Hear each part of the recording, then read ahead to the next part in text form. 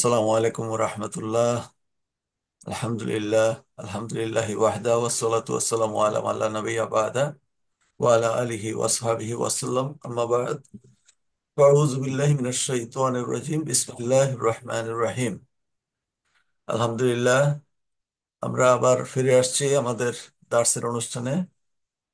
আমাদের শাইখ আমাদের শাইখ জাহাঙ্গীর আলম আমাদের মাঝে উপস্থিত আছেন।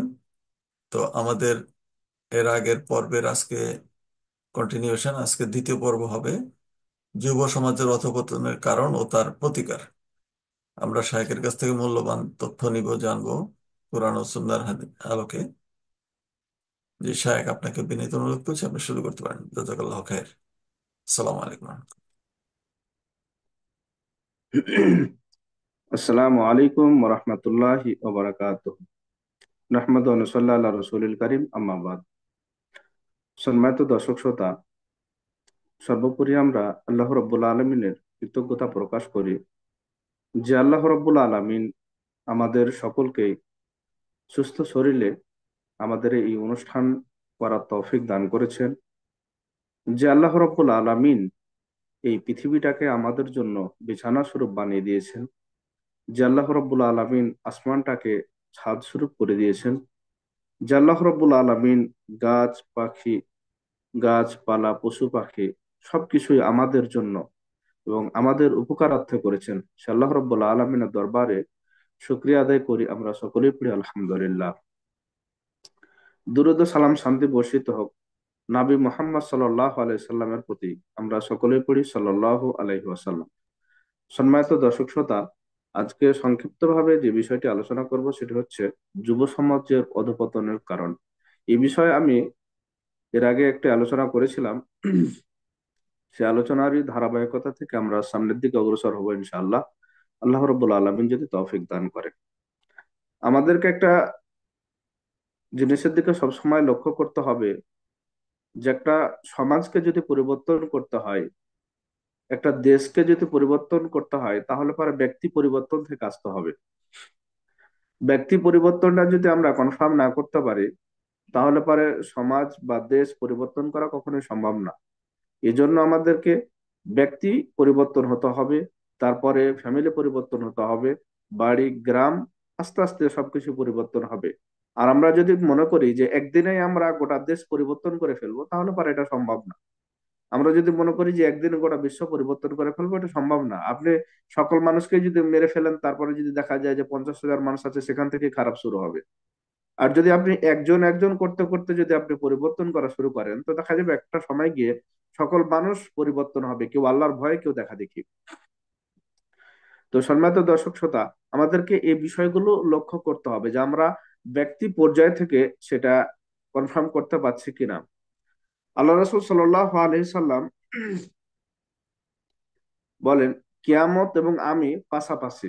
তো দুইটা আঙ্গুলকে দেখে আল্লাহ রাসূল সাল্লাল্লাহু আলাইহি সাল্লাম বলেন। এরপরে বলছেন,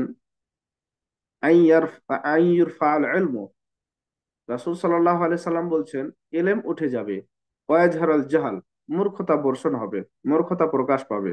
আজকে যদি আপনি দেখতে যান, তাহলে পারে দেখতে পাবেন যে প্রত্যেকটা বাড়িতে প্রত্যেকটা বাড়িতে প্রায় বেশিরভাগ ছেলে মেয়ে এসএসসি পাস, ইন্টার পাস, প্রত্যেকটা গ্রামে ডিগ্রি পাস, মাস্টার্স পাস, বিভিন্ন রকম যত প্রকার ভালো মানের উঁচু মানের শিক্ষা আছে, সব শিক্ষা গ্রহণ করেছে। আপনি যদি দেখতে যান, তাহলে পারে প্রত্যেকটা গ্রামে দু চারটা করে দাওরা হাদিস পাস, আর হাফেজের তো অভাব নাই, নুরানি কারি যতগুলো আছে প্রত্যেকটা গ্রামে পাবেন, আলেমও পাবেন। কিন্তু এরপর আল্লাহ রসুল সাল্লাহ আলি সাল্লাম বলছেন, এলেম উঠে যাবে, মূর্খতা বর্ষণ হবে। এটা কারণ কি জানেন? কারণটা হচ্ছে আমরা বাহ্যিক দৃষ্টি থেকে যে এলেম দেখছি, এই এলেমটা প্রত্যেকের কাছ থেকে আমরা দেখতে পাচ্ছি। একজন মানুষ বক্তব্য দিতে পারলেই যে সে মূলত আলেম, বিষয়টা এমন না। আমি আপনার সামনে কথা বলতেছি, আমার ভিতরে যদি এই জ্ঞান থাকে আর জ্ঞানের যদি চর্চা না থাকে, তাহলে পারে কোনো লাভ নাই। আবার দেখা গিয়েছে কিছু কিছু মানুষ জ্ঞান আছে না জ্ঞান নেই, তারপরও বক্তব্য দিচ্ছে। কিভাবে? ওই দু চারটা হাদিস এবং কিছু আয়াত মুখস্থ করে নিয়েছে, তার উপর ভিত্তি করে বক্তব্য দিচ্ছে, বড় বড় ফতোয়া দিচ্ছে। And এগুলো মূলত জ্ঞানী না।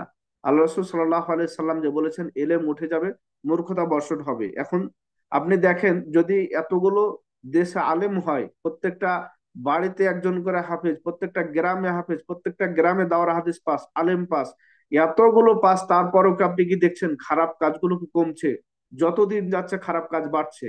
আপনি যদি দেখতে যান প্রত্যেকটা বাড়িতে, প্রত্যেকটা ব্যক্তির কাছে একটা করে বড় ফোন আছে, প্রত্যেকটা বাড়িতে টিভি আছে, সিডি আছে। আপনি এইগুলো আপনি ঠেকাতে পারছেন না। কেন পারছেন না?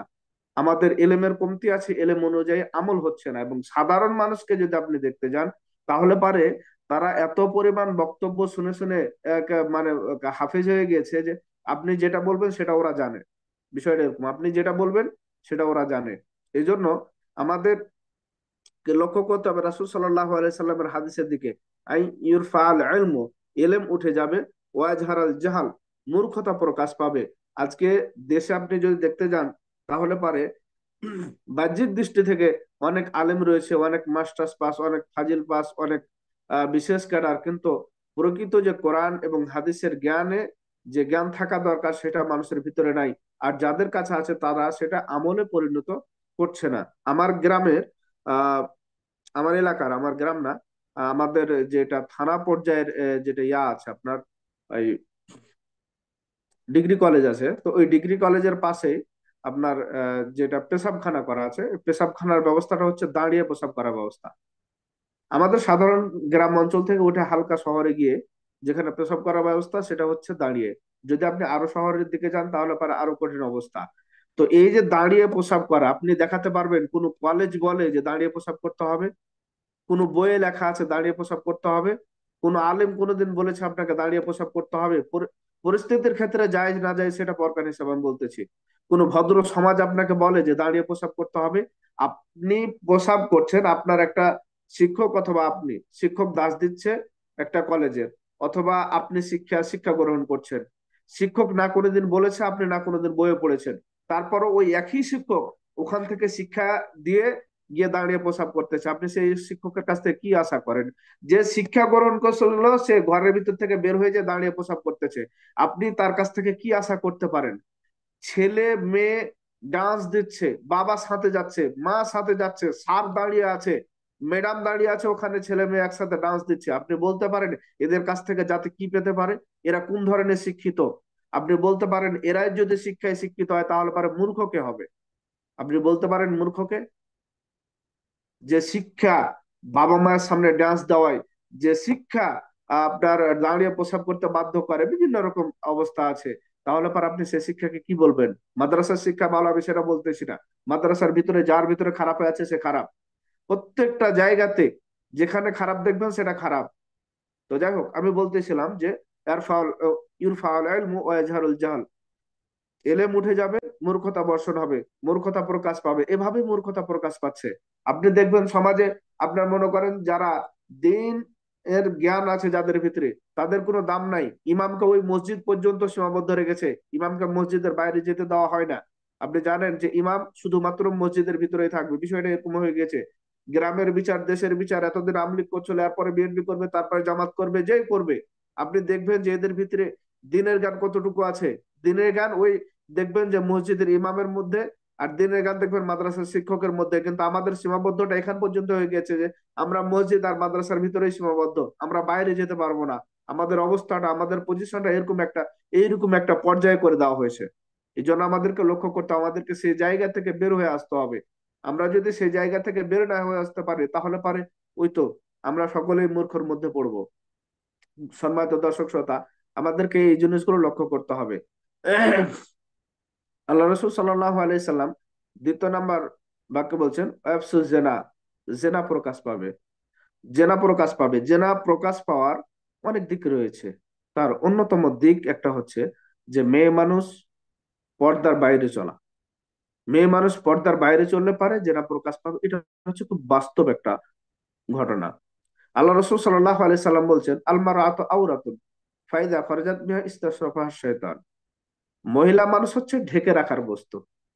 যখন সে বের হয় শয়তান তাকে সুসজ্জিত করতে থাকে। আপনি দেখবেন বেশ কিছু ছেলে পেলে গ্রামে, আপনি ছোট থেকে বড় হতে দেখেছেন ও মেয়েটাকে, আপনি কালো বা সম্বরণা বলেই জানেন, কিন্তু অনেক ছেলে পেলে তার উপর ক্রাশ খেয়ে আছে। কারণটা কি জানেন? ওই ছেলের সাথে বিয়ে দিয়ে দেন, 10 দিন পার হবে না, আপনি দেখবেন যে ওই ওই মেয়েটা ওর কাছে খারাপ হয়ে গেছে। কারণ ওই মেয়েটা যখন ওড়না ছাড়া অথবা ওড়না দেয়, ভালোভাবে দেয় না, তাকে নিজেকে সুসজ্জিত করে বের করে, তখন শয়তান তাকে সুসজ্জিত করতে থাকে। শয়তান শয়তান সুসজ্জিত করার কারণে এই ছেলেদের চোখে কাছে অনেক সুন্দর লেগেছে, কেরাস খেয়ে অনেক কিছু করে ফেলে। তো এটা হচ্ছে প্রথম একটা ধাপ, জেনার দিকে এগিয়ে আসার প্রথম একটা ধাপ। আমাদেরকে এই জিনিসগুলো লক্ষ্য করতে হবে, ছোট ছোট বিষয়। বিষয়টা খুব বেশি বড় না। আপনি পর্দার ভিতরে থাকবেন, আপনি একজন মুসলিম, আপনার মেয়ে কেন পর্দার বাইরে যাবে? আপনি কোনোদিন লক্ষ্য করে দেখেছেন? যদি হাঁড়িতে, সরি, যদি আপনি মিষ্টিকে বাইরে ফাঁকা জায়গাতে রাখেন, তাহলে পরে তো মাছি বসবেই, মশা বসবেই, বিভিন্ন রকম ভ্রমর বসবে, বিভিন্ন রকম পোকামাকড় বসবে, পিঁপড়া যাবে। কিন্তু আপনি যদি সেটাকে যতন করে ভিতরে রাখেন, তাহলে পারে ভালো থাকবে। আপনার মেয়ের আজকে অধপতনের বড় কারণ হচ্ছে আপনি। কারণ আপনি যদি আপনার মেয়েকে পর্দার মধ্যে রাখতে পারতেন, তাহলে পারে আপনার মেয়ে খারাপ কাজে যেত না, আপনার মেয়ে অন্যর সাথে পালাতো না, আপনার মেয়ে জেনা ব্যভিচারে পড়তো না। তাহলে পারে আপনি কি করলেন? আপনার মেয়ের ভবিষ্যৎটা নষ্ট করলেন কিনা? আমাদের আহ বেশ কিছু এলাকায় আছে, যেরকম আপনার গাইবান্ধা, দিনাজপুর, ঠাকুরগাঁও, এদিকে বেশ কিছু আছে, টাকা পয়সা দিয়ে বিবাহের একটা মানে প্রচারণা রয়েছে, যে ওদিকে বিবাহের ক্ষেত্রে টাকা পয়সা লাগে। মেয়ের বাবা বা ছেলের বাবা যারা আছে, তারা টাকা পয়সা দেয়। তো টাকা পয়সা যে দেয়, এই টাকা পয়সা দেওয়ার একটা জিনিস আমরা লক্ষ্য করবেন, যে ওরা যখন মেয়ে হয় তখন থেকে আপনার মনে করেন যে ও আগেই একটা গরু বেঁধে রেখে দেয়, যে গরু বের হচ্ছে, মানে বাড়ছে, মেয়েও বাড়ছে। মানে মেয়ের বয়স যখন 20 বছর হবে, ওই গরু থেকে দেখা যাবে অলরেডি 20 লাখ টাকা চলে এসেছে, 15 লাখ টাকা তো দিতে সমস্যা নাই। কিন্তু আপনি সেই কাজটা না করে, আপনি ওই 20 বছর বয়স থেকে একদিন থেকে নিয়ে 20 বছর পর্যন্ত আপনার মেয়ের পিছনে যদি আপনি 50,000 টাকা বা 1 লাখ টাকা খরচ করেন, আপনাকে টাকা লাগবে না, আপনার মেয়েকে টেনশনও করা লাগবে না। শুধু আপনার মেয়েকে পর্দার মধ্যে রাখবেন, দিনই শিক্ষা দিবেন। প্রত্যেকটা ছেলে, যে একটা ছেলে 5টা মেয়ের সাথে সম্পর্ক করে, সে ছেলেটাও খুঁজে একটা ভালো মেয়ে, একটা পর্দাশীল মেয়ে। যে একটা ছেলে গাঁজাখোর, সেও একটা ভালো মেয়ে খুঁজে, পর্দাশীল মেয়ে খুঁজে। যে গন্ডা বাটপার লুচ্চা, ওই একটা ভালো মেয়ে খুঁজে, সুন্দরী একটা মেয়ে খুঁজে, পর্দাশীল একটা মেয়ে খুঁজে। কোরআন পড়তে জানে কিনা, নামাজ পড়ে কিনা, ও চিন্তা ভাবনা করে, আমি তো সারা জীবনে খারাপ কাজ করে এসেছি, যাকে বিয়ে করব সে যদি ভালো হয়, তাহলে পারে আমার পরবর্তী সময়গুলো ভালো হবে। এই একটা চিন্তা ভাবনা, এই একটা মন মানসিকতা থেকে ভালো একটা মেয়েকে খুঁজে। কিন্তু আমি ভালো মেয়ে তৈরি করতে পারছি না। আপনি দেখবেন প্রত্যেকটা এলাকাতে, প্রত্যেকটা গ্রামে ভালো মেয়ের খুব অভাব, ভালো মেয়ের খুবই অভাব, অত্যন্ত অভাব ভালো মেয়ের। ভালো মেয়ে পাওয়া যাচ্ছে না, পর্দাশীল মেয়েদের ডিমান্ড খুব বেশি। আপনাকে আমি সত্য কথা বলতেছি, পর্দাশীল মেয়েদের ডিমান্ড খুব বেশি। আপনার মেয়েকে পর্দার মধ্যে রাখবেন না, কোরআন হাদিসের শিক্ষা দিবেন না, দিনই শিক্ষা দিবেন না, 20 লাখ তো দেওয়াই লাগবে। 20 লাখ নিবে কারা? আমাদের ওই গ্রাম অঞ্চলে একটা আছে, যদিও কথাটা একটু শুনে আপনাদেরকে খারাপ লাগবে, কিন্তু এটাই হচ্ছে বাস্তব। আপনার উম, গাভী আছে, এগুলোকে যখন আপনার ষাঁড়ের কাছে নিয়ে যায়, তখন ওই কিছু টাকা দিতে হয়, চাউল দিতে হয়। আমাদের ওই ছাগল গলাকে যখন নিয়ে যাওয়া হয় পাঁঠার কাছে, তখন টাকা দিতে হয়, আপনার ওই চাউল দিতে হয়। তো আপনি কি ওইভাবে কিনে নিচ্ছেন আপনার মেয়ের জন্য? হাইরে মুসলমান, আফসোস হয়। আমাদের কাজ, আমাদের কর্ম, এগুলো আমাদেরকে আফসোস করতে বাধ্য করে। কারণ আপনার কর্ম আপনাকে খারাপের দিকে নিয়ে যাচ্ছে, আপনার কর্ম আপনাকে লাঞ্ছিত করতেছে। আপনি কেন, আপনি মুসলমান, আপনার মেয়ে মুসলিম ঘরের একটা মেয়ে, আপনাকে কেন টাকা দিয়ে মেয়ে বিবাহ দিতে হবে? আজকে আপনাকে আমি লিখে দিচ্ছি যে আপনার মেয়েকে আজ থেকে নিয়ে আপনি মানুষ করেন। ভালোভাবে যদি মানুষ করতে পারেন, আপনাকে যদি টাকা দিয়ে বিবাহ দিতে হয়, তা আপনি আমাকে এসে বলবেন, হুজুর আপনি বলেছিলেন কথাটা মিথ্যা। আমি যেটা বলতেছি এটাই হচ্ছে বাস্তব, এবং এই বাস্তবতা আপনাকে মানতে হবে।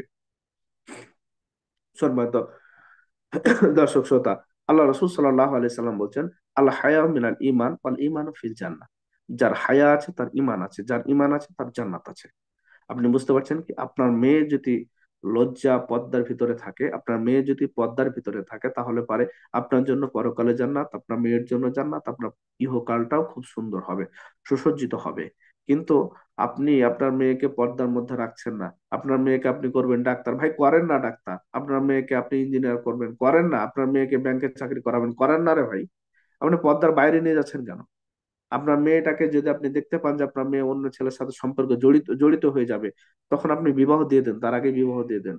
লেখাপড়া করাতে হবে, করান না আপনি, কিন্তু সে পরিবেশ যদি থাকে তাহলে তো আপনি করাবেন। পরিবেশ নয়, আপনি লেখাপড়া করাতে গিয়ে আপনি কি বিপদে পড়বেন না? সম্মানিত দর্শক শ্রোতা, আজকে আপনার মেয়েকে আপনি যখন কলেজে পড়াচ্ছেন, আপনার পাশের বাড়ির ভাইয়ের ছেলে যখন যাচ্ছে, ভাতিজা আমার মেয়েটাকে নিয়ে যায় তো সাথে করে, আপনি বুঝতে পারছেন কি? একই সিটে বসে যাচ্ছে, ওই রাজশাহী চলে গিয়েছে, ঢাকা চলে গিয়েছে, একই পার্কে বসে গল্প করছে। আপনি কি বুঝতে পারছেন অবস্থাটা কি হতে পারে? আল্লাহ রসুল সাল্লাল্লাহু আলাইহি সাল্লাম বলেন, লা ইয়াখুল্লান্না রাজুল বিইমরাতিহি ইল্লা কানা সালিসুহুম শাইতান। একজন পুরুষ এবং একজন মহিলা যদি খালি স্থানে থাকে, তাদের তৃতীয় জন থাকে শয়তান। আপনি কি বলছেন তৃতীয় জন শয়তান থাকলে পরে তারা কোরআন তেলাওয়াত করবে নাকি খারাপ কাজ করবে? পৃথিবীতে যত প্রকার খারাপ কাজ আছে, সব খারাপ কাজগুলো তারাই করবে। একজন পুরুষ, একজন মহিলা যদি ফাঁকা স্থানে থাকে, তাহলে পারে তাদের তৃতীয় জন শয়তান থাকে। তৃতীয় জন যদি শয়তান থাকে, তাহলে পারে তাদের দ্বারাই ভালো কাজ, কোরআন তেলাওয়াত করা, জিকির করা আর নামাজ পড়া আপনারা আশা করছেন নাকি দুনিয়ার যত প্রকার নোংরা কাজ, দুনিয়ার যত প্রকার খারাপ কাজ, সেগুলো তাদের কাছ থেকে পাওয়া যেতে পারে? আপনি একটু লক্ষ্য করবেন, আজকে আপনি যদি চিড়িয়াখানাগুলোর দিকে যান, তাহলে পর আপনি তাকাতে পারবেন না, চোখ তুলে তাকাতে পারবেন না। আপনি যদি পার্ক গুলোর দিকে যান, তাহলে পরে চোখ তুলে তাকাতে পারবেন না। একজন মানুষ এ কাজ করতে পারে না, একজন মুসলিম ঘরের সন্তান এ কাজ করতে পারে না। আল্লাহ রাব্বুল আলামিন বলেন, ওয়ালাকাদ জারানা লি জাহান্নামা কাসীরাম মিনাল জিন্নি ওয়াল ইনস লাহুম কুলুবুল লা ইয়াফকাহুনা বিহা ওয়া লাহুম আ'য়ুনুন লা ইবসিরুনা বিহা ওয়া লাহুম আযানুন লা ইয়াসমাউনা বিহা উলাইকা কাল আনআম বাল হুম আযাল উলাইকা হুমুল গাফিলুন। আল্লাহ রাব্বুল আলামিন বলেন, কতগুলো জিন এবং ইনসানকে যাদেরকে সৃষ্টি করা হয়েছে জাহান্নামে দেওয়ার জন্য, লাহুম কুলুবুল লা ইয়াফকাহুনা বিহা, তাদের অন্তর থাকা সত্ত্বেও তারা বুঝবে না, ওয়া লাহুম আ'য়ুনুন লা ইবসির ওয়া লাহুম ওয়ালাহুম আ'য়ুনুন লা ইবসিরুনা বিহা, তাদের চক্ষু থাকা সত্ত্বেও তারা দেখবে না, ওয়ালাহুম আযানুন লা ইয়াসমাউনা বিহা, তাদের কর্ণ থাকা সত্ত্বেও তারা শুনবে না। উলাইকা কাল আনআম, তারা হচ্ছে চতুষ্পদ জন্তুর নাই, বালহুম আজাল, তার চাইতে নিকৃষ্ট। আপনি দেখবেন চতুষ্পদ জন্তু ছাড়া কোন মানুষ, সম্মিলিত মানুষের সামনে একজন ছেলে মানুষ মেয়ে মানুষের ব্যাপারে হাত দিতে পারে না। স্বামী স্ত্রী এই কাজ কোনোদিন করবে না। যারা বেহাইয়া, বেলজ্জা, যাদের পর্দা নাই, যাদের লজ্জা নাই, যারা মানুষকে বলে চক্ষু নত করে না, আল্লাহকে ভয় করে না, যারা পরকালকে ভয় করে না, কবরকে ভয় করে না, জাহান্নামকে ভয় করে না, তারা এই কাজগুলো করে। আল্লাহ রাব্বুল আলামিন এই মানুষকে সৃষ্টি করেছে আশরাফুল মাখলুকাত বলে। আল্লাহ রাব্বুল আলামিন এই মানুষকে উত্তম সৃষ্টি করে, কেউ সৃষ্টি জগতের উত্তম সৃষ্টি হিসাবে সৃষ্টি করেছে।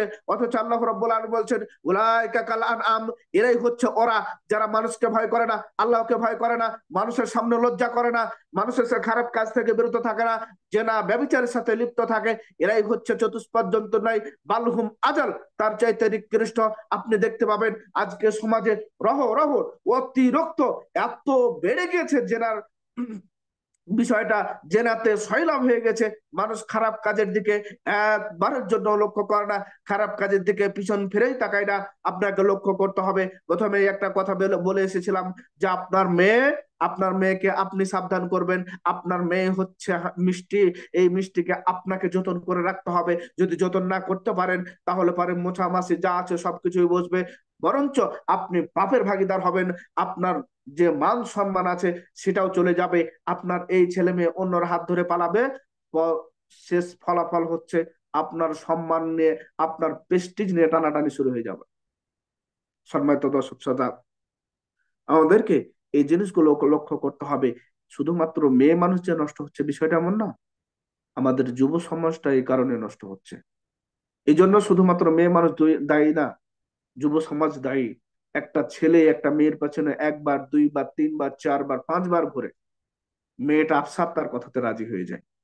এই যুব সমাজ যদি এখান থেকে না ফিরে আসে, আল্লাহকে যদি ভয় না করে, পরকালকে যদি ভয় না করে, তাহলে পারে এই যুব সমাজের ভবিষ্যৎ হচ্ছে অন্ধকার। এই যুব সমাজের ভবিষ্যৎ হচ্ছে অন্ধকার। আপনি এদেরকে দিয়ে কি করতে পারবেন? এদেরকে দিয়ে কি হবে? কোনো উন্নতি হবে না। সম্মানিত দর্শক শ্রোতা, আমাদেরকে এই বিষয়গুলো লক্ষ্য করতে হবে। আমরা যদি এই ছোট্ট ছোট্ট বিষয়গুলো আমরা যদি লক্ষ্য না করতে পারি, তাহলে পারতো আমাদের সমাজকে পরিবর্তন করা কখনোই সম্ভব হবে না। আল্লাহ রসুল সাল্লাল্লাহু আলাইহি সাল্লাম বলেন, আদ-দুনিয়া কুল্লুহা মাতা ওয়া খায়রু মাতা'আদ দুনিয়া আল মারাতুস সালিহা। দুনিয়ার যত কিছু রয়েছে সবকিছু হচ্ছে তুচ্ছ তাচ্ছিল্য, তার মধ্যে সবচেয়ে উত্তম হচ্ছে আল মারহাতু সালেহা, একটা সতী সাধবী মহিলা, স্ত্রী। একটা ছেলে মানুষকে আমি বলি যে আমাদের যুবকদের অবস্থাটা এত নিচে নেমেছে যে আমরা কোনো খারাপ কাজ করতে কোনো সময় দ্বিধাবোধ করি না। খারাপ কাজ করছি, আমাদের মনে কখনো ইতস্তবোধ আসে না যে আমরা এই খারাপ কাজটা কেন করলাম, আমি কেন করতে যাচ্ছি এই খারাপ কাজটা, এই ইতস্তবোধটা আমাদের কাছে আসে না। এই জন্য দেখা যাচ্ছে আমাদের মেয়েরাও খারাপ হয়ে যাচ্ছে। আপনি একটা ভালো মেয়ে নিবেন, আপনাকে তো ভালো থাকা লাগবে ভাই। আপনি ভালো থাকবেন না, আপনি খারাপ কাজ করবেন, আর আপনি ভালো মেয়ে চাচ্ছেন, কিভাবে আপনি এটা আশা করতে পারেন? আপনার একটা ছেলে মানুষের ফোনে দেখবেন, মেসেঞ্জার যদি আপনি চেক করতে যান, কমপক্ষে 10 জন মেয়ের নাম্বার পাবেন। আপনি যদি একা ইমো চেক করতে যান, দেখবেন 2-4 জন মেয়ের নাম্বার পাবেন। আপনি দেখবেন ডায়াল কলে যাবেন, 2-1 জন সিরিয়ালে আছে। ভাই এটা কেন?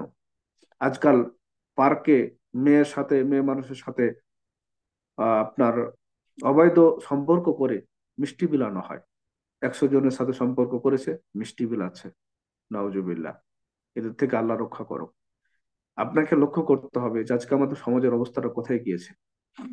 যাই হোক, এই জিনিস থেকে যদি আমরা বিরত না থাকতে পারি, তাহলে পরে অবশ্যই আমরা ধ্বংসের মধ্যে চলে যাব, এবং আমাদের সমাজটা একেবারে বিলীন হয়ে যাবে, নষ্ট হয়ে যাবে। 3 নম্বর বাক্যে আসি। আল্লাহ রসুল সাল্লাম বলছেন, ওয়াশরাবুল খামর, নেশাদার দ্রব্য পান বেড়ে যাবে। নেশাদার দ্রব্য সাথে আমাদের এই সমাজ, যুব সমাজ খুব ভালোভাবে ওতপ্রোতভাবে জড়িত। আপনার মনে করেন যে এখন যদি আপনি দেখতে যান, তাহলে পারে 60% থেকে 70% যুবক এই নেশার সাথে জড়িত। 60 থেকে 70% যুবক এই নেশার সাথে জড়িত। এই 60-70% যুবক যে নেশার সাথে জড়িত, আপনি বলতে পারবেন এদের চিকিৎসার ব্যবস্থা কোথা থেকে সরকার দেবে? এদের চিকিৎসা করতে করতেই দেশ শেষ হয়ে যাবে। এদের চিকিৎসা করতে করতে তাদের ফ্যামিলি শেষ হয়ে যাবে। এদের পিছনে টাকা ঢালতে ঢালতে তার বাবা মা হিমশিম হিমশিম খেয়ে যাবে। তার স্ত্রী বিরক্ত হয়ে যাবে তার দিকে দেখতে দেখতে। কারণ যারা এখন থেকে নেশা করতেছে, 15 বছর বয়স থেকে এখন নেশা করে ছেলেরা, 15 বছর বয়স থেকে নেশা করে। তো এই একটা মানুষ 15 বছর বয়স থেকে যদি নেশা করে, তাহলে পারে নেশার শেষ সীমাটা কোথায় যায় ঠিকভাবে আপনি বুঝতে পারছেন? এই সমাজকে পরিবর্তন করবে কারা? যুবকরা না? আর এই যুবকই হচ্ছে নেশার সাথে জড়িত। নেশাগ্রস্ত মানুষ ভালো কাজ করতে পারে? নেশাগ্রস্ত মানুষ ভালো কাজ কোনোদিন চিন্তা ভাবনা করতে পারে? নেশাগ্রস্ত মানুষ ভালো এবং মন্দের মধ্যে নির্ণয় করতে পারে? নেশাগ্রস্ত মানুষ নিজের খেয়াল রাখতে পারে? পারে না। তাহলে পর আপনি বলতে পারেন কিভাবে আমাদের সমাজের উন্নতি হবে, কিভাবে আমাদের ধর্মের উন্নতি হবে? আমাদের ধর্মের উন্নতি কারা করবে? এই যুব সমাজই তো করতে করবে। যে যুব ছেলেটা 15 বছর বয়সে কোনোদিন মসজিদ যায় না, বছরে একবার মসজিদ যায়, এই ছেলেটা 15 বছর বয়সে প্রত্যেক দিন 1 প্যাকেট করে সিগারেট খায়, আপনি বলতে পারেন এর দ্বারা কি উন্নতি হতে পারে? আল্লাহ রাসূল সাল্লাল্লাহু আলাইহি সাল্লাম বলেন, মাস কারা কাসিরু ফাকালিলু হারামুন, যার বেশিতে মাতলামে আছে তার কমও হারাম। আর আজকে সিগারেট খাচ্ছে, বিড়ি খাচ্ছে, জর্দা খাচ্ছে, একবারও চিন্তা ভাবনা করে না। কয়েকটা সুন্দর উদাহরণ দিলে আপনারা বুঝতে পারবেন বিষয়গুলো কতটা গুরুত্বপূর্ণ। আমাদের এলাকাতে, দেশে বিশেষ করে যদি আপনি দেখতে যান, তাহলে পারে কিছু আমাদের সভ্য সমাজের মানুষ আছে। এই সভ্য সমাজের মানুষেরা তারা কি করে জানেন? তারা যখন একটা বেকারির মাল নেয়, তখন তারা দেখে নেয় এই বেকারির মালটা যে কতদিন ডেট আছে। একটা কেক বলেন, বিস্কুট বলেন, চানাচুর বলেন, চিপস বলেন, তারা ডেট দেখে নেয় এই বেকারি মালের। যদি ডেটটা দেখা যায় যে কোনোভাবেই 1 দিন 2 দিন পার হয়ে গেছে, তো এমন একটা ভাব নেই, মনে হচ্ছে যে ওই দোকানদারের মুখে ছুঁড়ে মারবে যে তুমি এরকম জিনিস রেখেছো কেন। মনে হচ্ছে দোকানদারের মুখে ছুঁড়ে মারবে। তা আপনি একটা জিনিস লক্ষ্য করেন একবার, যে একটা সিগারেটের প্যাকেটে, যখন থেকে সিগারেটের প্যাকেটটা তৈরি করা হয়েছে, ওই তখন থেকেই বলা হয় যে, মানে তখনই লিখে দেওয়া হয় যে ধূমপান স্বাস্থ্যের জন্য ক্ষতিকর। তো অনেক মানুষ আছে এটা পড়তে জানে না। এই জন্য সিগারেটের প্যাকেটের উপর দেখবেন যে তার মানে একটা ইয়াই দিয়ে দেওয়া হয়েছে, আপনার পিক দিয়ে দেওয়া হয়েছে যে কি ক্ষতিটা হয়, ফুসফুসের মধ্যে কি ক্ষতিটা হয় সেটা দেখা সেটা দেখিয়ে দিয়েছে। আপনি বলতে পারেন এটা কোন ধরনের সমাজ, এই কোন শিক্ষিত সমাজে আমরা বসবাস করতেছি? বেকারের মালের একদিন পার হয়ে যাওয়ার কারণে আমরা এমন একটা ভাব নিই, মনে হচ্ছে যে আমার কত বড় ক্ষতি হয়ে গেছে। আবার কখনো কখনো আমরা উপদেশ শুরু করি, কখনো কখনো আমরা জ্ঞান দেওয়া শুরু করি, অথচ সিগারেটের গায়ে যেই দিন সিগারেট তৈরি হয়েছে সেই দিন থেকে বলা হয়েছে এই সিগারেট ডেট ওভার, এই সিগারেটের কোনো ডেট নাই, এই সিগারেটের কোনো সময় নাই, সময় ওভার হয়ে গিয়েছে। আমরা একবারের জন্য লক্ষ্য করি না, ওই সিগারেট খেতেই আছি। যারা পড়তে জানি না তাদেরকে দেখিয়ে দেওয়ার জন্য সেই ব্যবস্থা করা হয়েছে, তারপরও আমরা সিগারেট খেতে আছি। আপনি বলতে পারেন আপনার অবস্থাটা, আমার অবস্থাটা কোথায়, কত নিচে নামলে পারে আমরা এই সিগারেট খেতে পারি? শুধু সিগারেট না, মায়া বেড়ি, নাসির বেড়ি, কত প্রকার বেড়ি আছে আমরা খাই। এই মায়া বেড়ি, নাসির বেড়ি আমি একটা সময় দেখেছি 4 টাকা প্যাকেট করে খেয়েছে, আজকে মানুষ 25 টাকা প্যাকেট খাচ্ছে। ওই যে মানুষটা 4 টাকা প্যাকেট দিয়ে খেয়েছিল সেই মানুষটা বলতো যে 6 টাকা হলে পারে আমি খাবো না, ওই মানুষটাকে আমি দেখেছি আবার 10 টাকা হলে খাবো না, এখন 25 টাকা প্যাকেট করে সেই মানুষটা খাই। আল্লাহ না, যে এখন আল্লাহ, আল্লাহ ভালো জানে যে এই এখন দাম বেড়ে 30 টাকা হয়েছে কিনা। এই জন্য আমাদেরকে লক্ষ্য করতে হবে যে আমরা মায়াবেড়ি খাই, সিগারেট খাই আমরা 30 টাকা প্যাকেট করে। আপনি দেখবেন আজকে গোল্ড সিগারেট দাম 13 টাকা 14 টাকা, জনসন সিগারেটের দাম 20 টাকা, মোর সিগারেটের দাম 50 টাকা। 50 টাকা খরচ করে আপনি সিগারেট খান, একটা গরিব মানুষ আপনার কাছে 2 টাকা চাইলে আপনি দিতে পারেন না। আপনি লক্ষ্য করেছেন আপনার অবস্থাটা কোথায়, আপনার পজিশনটা কোথায়? আপনি কোটি কোটি টাকা সিগারেটের পিছনে খরচ করছেন, কোটি কোটি টাকা ওষুধের পিছনে খরচ করছেন, আল্লাহ রাস্তায় কোনোদিন 2 টাকা খরচ করার মতো আপনার খরচ ক্ষমতা হয়নি। আপনি বলতে পারেন আপনার দ্বারা কে উপকৃত হবে? আপনার না স্ত্রী উপকৃত হবে, না ছেলে মেয়ে উপকৃত হবে, না আপনার বাবা মা উপকৃত হবে? আপনাকে নিয়ে সবাই সংকটের ভিতরে। এই জন্য আপনাকে পরিবর্তন হতে হবে, আপনাকেই বলছি, আপনাকে পরিবর্তন হতে হবে। আপনি যদি পরিবর্তন না হতে পারেন তাহলে পরে আপনি নিজেও ক্ষতির ভিতরে পড়বেন, অন্যদেরকেও ক্ষতির মধ্যে ফেলবেন। সম্মানিত দর্শক শ্রোতা, আমরা সামনের দিকে আগাই। আমি আরেকটা উদাহরণ দিই আপনাকে। আমি মোটামুটি 20 সালের এটা ঘটনা, করোনাকালীন সময়ের ঘটনা। তো আমি একদিন এক ভাইকে দেখছি যে আপনার ওই গুল দিয়ে ইয়া করছে, আপনার দাঁত ঘষছে। তো গুল দিয়ে দাঁত ঘষছে, এ কারণে আমি বললাম যে ভাই না, সরি, সম্পর্কে মামা হয়। তা মামা আপনি গুল দিয়ে দাঁত ঘষছেন কেন? কইছে না ও এটা ইয়া হয়, দাঁত একটু ব্যথা করে তো এই জন্য গুল দিয়ে দাঁত ঘষছি। আল্লাহু আকবার, আমি কি বলবো! দাঁত দিয়ে, গুল দিয়ে দাঁত ঘষছে যাতে করে আপনার মনে করেন যে দাঁতের ব্যথাটা চলে যায়। আপনি লক্ষ্য লক্ষ্য করেছেন? আরে ভাই, গুল হচ্ছে এমনিতেই ক্ষতিকর জিনিস, আর গুল দিয়ে দাঁত ঘষে দাঁতের ব্যথা দূরীভূত করবে। এই মানজন গলা, এই পাউডার কমিটি, এই পেপসোডেন্ট কমিটি, এই পেস, এগুলো এতগুলো যে কোম্পানি আছে, এই কোম্পানি গুলো কি করবে? পাউডার কোম্পানি, মানজন কোম্পানি, আপনার পেস কোম্পানি, পেপসোডেন্ট, কি কি জানি অনেক রকম রয়েছে, এই কোম্পানিগুলো কি করবে? এই কোম্পানিগুলো কি করতে আসে? এত সুন্দর এত ভালো সার্ভিস দেওয়ার পর যদি আপনার গুল দিয়ে দাঁত ভালো করতে হয়, দাঁতের ডাক্তাররা কি করবে? বড় বড় এই ডাক্তাররা বিদেশ থেকে লেখাপড়া করে যাচ্ছে, তারা কি করবে? তাদের ভাত মারার জন্য শুরু করেছেন নাকি? আমাদের অভ্যাসটা কোন জায়গাতে, আমরা গুল খাওয়া পাটি, আমাদের গুল খাওয়া অভ্যাস। তো এই গুলের কথাটা বলি যে আপনার আমাদের এলাকার দিকে দেখতে পাবেন, সব জায়গাতেই আছে, প্রায় এলাকাতেই আছে যেগুলো গ্রাম অঞ্চল, জোঁক। তো এই জোঁক মারার জন্য আপনার মনে করেন যে আপনি যদি জোঁককে কুচি কুচি করে কাটেন তারপরে যদি পানিতে ফেলে দেন, তো দেখবেন আবার মুখ নিয়ে এনেছে। এই জোঁক সহজে মারা যায় না, আবার মুখ নিবে। তো এই জোঁক মারা সবচাইতে ভালো একটা পদ্ধতি এবং বিষাক্ত একটা জিনিস, সেটা হচ্ছে গুল। এই গুল যদি আপনি জোঁকের উপরে দেন তাহলে আবার গুল মারা যাবে, এই জোঁক মারা যাবে। এই জোঁক মারা জিনিস, যে জিনিস জোঁক মারার জন্য ব্যবহার হয়, এই জিনিস মানুষ খাচ্ছে। মানুষ জোঁকের চাইতো শক্ত, মানুষ জোঁকের চাইতো খারাপ। আপনাকে কি বলবো, আমরা এত নিচে নেমে গিয়েছি, যে জিনিসকে সহ্য করতে পারে না জোঁক, ওই জিনিসকে আমরা সহ্য করি, ওই জিনিস আমরা ব্যবহার করি, ওই জিনিস আমরা খাই। আল্লাহ রাব্বুল আলামিন বলছেন ওয়াকুলুনা কামা তাকুল আনাম অন্নারু মাসাল্লাহুম। আল্লাহ রাব্বুল আলামিন বলছেন তারা তাই খায় যা চতুষ্পদ জন্তু খায়। আমরা তো আরো নিচে নেমে গিয়েছি, চতুষ্পদ জন্তুর চাইতে নিচে নেমে গিয়েছি। আমরা কতটা নিচে নেমেছি সামনে উদাহরণ একটি দিলে বুঝতে পারবেন। আমরা সিলেট গিয়েছিলাম 20 সালে, সিলেট সফরে গিয়েছিলাম। তো সিলেট সফরে যাওয়ার পর ওখানে একটা পার্কে গিয়েছি। তো পার্কটা প্রায় পার্ক না, মানে জঙ্গল একটা। তো ওই জঙ্গলের ভিতরে কিছু কিছু গাছ লাগা আছে, ভিতরে যেতে যেতে অনেক দূর পর্যন্ত চলে গিয়েছি। তো তারপরে দেখা যাচ্ছে যে সাইনবোর্ড লেখা আছে, সাইনবোর্ড দেওয়া আছে। তো সাইনবোর্ডে লেখা আছে যে সামনে যাওয়া নিষিদ্ধ। তো আমরা বাঙালি তো সবসময় বুদ্ধি একটু বেশি, যত নিষেধ করা হয় তত আগের দিকে যাই। তো তখন ছাত্র বয়স, যাই কয়েকজন আগের দিকে ঘুরে আসি। তো কয়েকজন চলে গিয়েছে, তো চলে যাওয়ার পরে তখন মানুষজন কিছু নাই দেখছি। তো সামনে যাওয়ার পরে দেখলে দেখা যাচ্ছে যে ওই আপনার কিছু বড় বড় পাতা আছে, গাছ লাগা আছে। সেদিকে চার পাতা দেখেছি, তো চার পাতা তো এরকম লয়।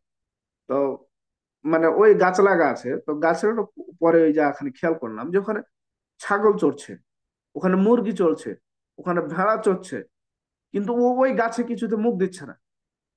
তো ভাবলাম যে এরকম তো ছাগল তো এত সুফি সাদা হওয়ার কথা নয়, মুরগি তো এত সুফি সাদা হওয়ার কথা নয়, ভেড়ি তো এত সুফি সাদা হওয়ার কথা নয়, কারণ ও ও আগের দিকে যেটা ভালো জিনিস সেটাই আগে খাবে। কি এত সুন্দর সুন্দর পাতা। তো পরে ওই জিজ্ঞাসা করলাম যে আঙ্কেল এটা কি? বলছে এটা তোমরা বুঝবা না। তো পরে আরেকজন বলছে যে এটা হচ্ছে তামাক পাতা। তা আপনি বুঝতে পারছেন যে তামাক পাতা আপনার ছাগলে খায় না, যে তামাক পাতা ভেড়িতে খায় না, যে তামাক পাতা বাদরে খায় না, যে তামাক পাতা মুরগিতে খায় না, ওই তামাক পাতা খায় আপনি, ওই পাতা খায় আমি, আমাদের সমাজ, মানুষ, আমরা সবাই এই তামাক পাতা খাই। আপনি বুঝতে পারছেন? ওয়াকুলুনা কামা তাকুল আনাম ওয়ান্নারু মাসওয়াল্লাহুম। আপনার আমার অবস্থাটা হচ্ছে চতুষ্পদ জন্তুর নাই, তার চাইতে নিচে নেমে গিয়েছে। আমরা ওই তামাক পাতা খাই, যে তামাক পাতা কুত্তা শিয়ালও খায় না। আমরা ওই তামাক পাতা খাই যেটা বাদরও খায় না। আমরা ওই তামাক পাতা খাই যে তামাক পাতা আপনার হাতিতেও খায় না। আমরা সেই তামাক পাতা খাই যেটা আপনার চতুষ্পদ জন্তুর সবচেয়ে নিম্নমানের জন্তু সোর সেটাও খায় না। আপনি খেয়াল করেছেন আপনার আমার অবস্থাটা কোথায়, আমাদের পজিশনটা কোথায়, আমরা আছি কোন জায়গাখানে? আমরা যদি নিজেকে পরিবর্তন না করতে পারি তাহলে পারে কি হবে? আজকে এই যে কিছুদিন আগে গেল 31st নাইট, এই 31st নাইট পালন করতে গিয়ে সব মদ আর ইয়াবা খেয়ে এটে একবার অবস্থা শেষ করে ফেলেছে। হ্যাঁ, এটাই হচ্ছে আমরা মুসলিম, এটাই হচ্ছে আমরা যুব সমাজ। আমরা এই যুব সমাজ যদি এই কাজগুলো থেকে বিরত না হতে পারি তাহলে পরে আমাদের অবস্থাটা কি হবে? আজ মেয়েদেরকে নিয়ে গিয়ে হাজার হাজার টাকা, লাখ লাখ টাকা খরচ করে যারা ধনী ছেলে বাপের অন্ন ধ্বংস করছেন, যারা গরিবের ছেলে যে কোনো ভাবে আপনি টাকা পয়সা নিয়ে যে মেয়ে মেয়ে মানুষের পিছনে খরচ করতেছেন, সিগারেটের পিছনে খরচ করছেন, গাঁজার পিছনে খরচ করছেন, মদের পিছনে খরচ করছেন, দিন শেষে আপনার পকেটে 5টা টাকা থাকে না। আপনি আপনার ভবিষ্যৎ নষ্ট করেছেন, আপনার বাবা মা স্বপ্ন নষ্ট করছেন। আপনি একবার ভেবেছেন? একবার ভাবা দরকার, কেন ভাবলেন না? আপনাকে আল্লাহর ভয় নিয়ে আসতে হবে। এই জিনিসগুলো থেকে আমাদের বের হয়ে আসার সবচাইতে বড় পদ্ধতি সেটা হচ্ছে আল্লাহর ভয় নিয়ে আসতে হবে। আল্লাহর ভয় যদি আপনার ভিতরে কাজ না করে তাহলে পরে আপনি সর্বদাই এই কাজগুলোর সাথে লিপ্ত থাকবেন। আর যদি আপনার ভিতরে আল্লাহর ভয় একবার চলে আসে, আল্লাহর ভয় একবার চলে আসে, তাহলে পারে আপনি খারাপ কাজ থেকে বাঁচতে পারবেন। এই খারাপ কাজ চলতে থাকলে পারে আল্লাহর পক্ষ থেকে আপনার প্রতি ক্ষতি চলে আসবে, আল্লাহর পক্ষ থেকে আপনার প্রতি বিপদ আসবে, গজব আসবে। আল্লাহ রাব্বুল আলামিন বলেন, দহারাল ফাসাদু ফিল বাররি ওয়াল বাহরি বিমা কাসাবাত আইদিন নাস। জলে স্থলে যেখানে যত প্রকার আজাব গজব বিপদ বালা মুসিবত আছে, সেগুলো হচ্ছে সবগুলো হচ্ছে হাতের কামাই। বুঝতে পারছেন কি? আমাদের ফের একটা সহজ পদ্ধতি আছে, সহজ অভ্যাস আছে, যে আমরা কি বলি জানেন? সেটা হচ্ছে যে পরীক্ষা, আল্লাহ মমিনদেরকে পরীক্ষা করে। তো আপনি যে মমিনের যে বৈশিষ্ট্য, মমিনের যে গুণাবলী, সেগুলো কিরকম হয় সেটা কি আপনি জানেন? কোনোদিন আপনি অ্যাপ্লাই করে দেখেছেন যে মমিনের গুণাবলী কিরকম হওয়া দরকার? আমার ভিতরে কোন গুণাবলী আছে, আপনার ভিতরে কোন গুণাবলী আছে? দুনিয়ার সবচাইতে খারাপ গুণাবলী, আর আপনি বলেন যে ওই যে ওই আমার উপর আল্লাহর গজব না, মুমিনদেরকে পরীক্ষা করে আল্লাহ। আল্লাহু আকবার। আল্লাহর ভীতি আপনার ভিতরে থাকা লাগবে। আপনাকে আল্লাহকে ভয় করতে হবে, মরণকে ভয় করতে হবে, কিয়ামতকে ভয় করতে হবে। আপনি দেখবেন প্রত্যেকটা স্কুল প্রতিষ্ঠান, কলেজ, ইউনিভার্সিটি, সব জায়গাতে, সব জায়গাতে আপনি দেখবেন মরণের কথাটা কয়বার বলা হয়। মরণের ভয়টা আমাদের ভিতর থেকে সরিয়ে দেওয়া হয়েছে। আমাদের ভিতরে মরণের ভয়টা আর কাজ করে না। এই মরণের ভয়টা যদি কাজ করে তাহলে পরে একটা মানুষ খারাপ কাজ করতে পারবে না। একটা মানুষ খারাপ কাজের ধারে পাশে যাওয়ার আগে 5বার ভাববে যে আমি মরণ। আপনার কথা যদি এখনো যদি মনে হয় যে আপনি মারা যাবেন, আপনাকে আমি যদি বলি যে পৃথিবীর সবচাইতে সুন্দরী মেয়েটাকে আপনার সামনে দেওয়া হয়েছে, আপনার সামনে আছে, আপনার পাশে আছে, আপনি তার সাথে খারাপ কাজে লিপ্ত হবে? এ সময় যদি আপনার ভিতরে মরণের ভয় আসে, এটা সম্ভব। কিন্তু যদি আপনার কাছে মরণের ভয় না থাকে, কি সুন্দরী মেয়ে আর কি মেথরের মেয়ে, সবই আপনার কাছে একই রকম। কি ছাদন তলা আর কি চোখের তলা, আপনার কাছে সবই একই রকম। কি মদ আর কি গাঁজা, সবই আপনার কাছে একই রকম। কি তারি আর কি আপনার কাছে ওই গাঁজা, সবই একরকম। ওই কিছু কিছু দেখা যায় যে মানুষ ওই ইয়া খায়, চুয়ানি খায়, চুয়ানি। এরা বাপরে, চুয়ানি খেয়ে এমন ভাবে পড়ে থাকে, কঠিন একটা অবস্থা। তো এই চুয়ানি আপনার কাছে কি, আর ইয়াবা ট্যাবলেটই আপনার কাছে কি, আর ইংলিশ খাওয়ায় কি আর বাংলা খাওয়ায় কি, সবই আপনার কাছে একরকম। আপনাকে মরণের ভয় নিয়ে আসতে হবে ভাই। মরণকে আপনাকে ভয় করতে হবে। আপনার সমবয়সী মানুষ মারা যাচ্ছে, এই যত কথা বললাম এই সবগুলোর মূল হচ্ছে যে আল্লাহর ভয়, মরণের ভয়, কিয়ামতের দিনকে স্মরণ করা। এই তিনটা জিনিসে যদি আপনি আসতে পারেন, তাহলে পারে আপনি এই সব কাজ থেকে ফিরে আসতে পারবেন। অন্যথায় আপনার জন্য সম্ভব না। আপনি যদি মরণে ভয় নিয়ে আসতে পারেন, নিজের ভিতরে আপনার মরণের ভয় কাজ করে, তাহলে পারে দেখবেন যে আপনার কাছে সবকিছু সম্ভব হবে। অন্যথায় আপনার কাছে সবকিছু সম্ভব না। আল্লাহ রব্বুল আলমিন আহ আমাদেরকে তৌফিক দান করুক, যে আমরা আল্লাহ রব্বুল আলমিনকে ভয় করে আমরা ইহকাল ত্যাগ করে এবং খারাপ কাজগুলো ছেড়ে পরকাল গমন করার তৌফিক দান করে আল্লাহ রব্বুল আলমিন। আমরা সকলে পড়ি আল্লাহ আমিন। আসসালামু আলাইকুম রহমতুল্লাহ। জাজাকাল্লাহ খায়ের শায়েখ, অসংখ্য ধন্যবাদ। আজকের মূল্যবান আলোচনা আমরা শুনলাম। দ্বিতীয় পর্ব, যুব সমাজের অধঃপতনের কারণ এবং তার প্রতিকার। জাজাকাল্লাহ খায়ের শায়েখ। আমাদের হাতের সময়ও মোটামুটি শেষ হয়ে আসছে, 2 মিনিট আছে। তো এই 2 মিনিটের মধ্যে ভাইদের যদি কোনো প্রশ্ন থাকে, প্রশ্ন করতে পারেন। হয়তো উত্তর দেওয়া সম্ভব হবে কিনা আমি জানি না, 2 মিনিট পরে মিটিং ক্লোজ হয়ে যাবে। তো শায়েখ, ইনশাল্লাহ আমরা আগামীতে আর একটা পর্ব করবো, ইনশাল্লাহ আমি আপনাকে জানাবো। হ্যাঁ, জি। জাজাকাল্লাহ খায়ের শায়েখ। জি। তো আর 1 মিনিট আছে তো। শায়েখ, আমরা তাহলে বিদায় নিই। জি। সুবহানাকাল্লাহুম্মা ওয়া বিহামদিকা।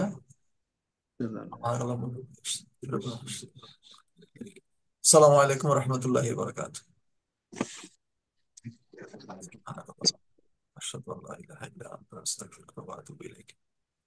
আসসালামু আলাইকুম ওয়া রাহমাতুল্লাহি ওয়া বারাকাতুহু। জি।